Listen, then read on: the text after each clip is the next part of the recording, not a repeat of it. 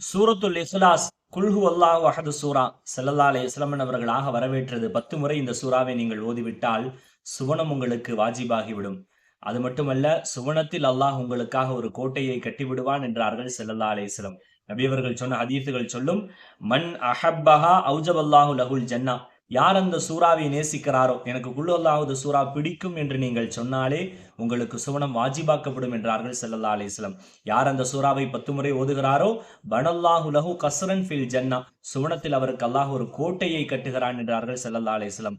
ரொம்ப சிம்பிளான விஷயம். 10 முறை குல் ஹுவல்லாஹு அஹது சூறாவை ஓதி பாருங்கள். நிச்சயமாக சுவனம் உங்களுக்கு கட்டாயம். சுவனத்தில் அல்லாஹ் உயர்ந்த மாளிகையை தருவான். அல்லாஹ் கபூல் செய்வானாக. என்னோடு சேர்ந்து ஓதுங்கள். பிஸ்மில்லாஹிர் ரஹ்மானிர் ரஹீம். குல் ஹுவல்லாஹு அஹது அல்லாஹுஸ் ஸமது லம் யலித் வலம் யூலத் வலம் யகுல் லஹு குஃபுவன் அஹத். 10 முறை ஓதுங்கள். எல்லாம் கிடைத்துவிடும். அல்லாஹ் கபூல் செய்வானாக.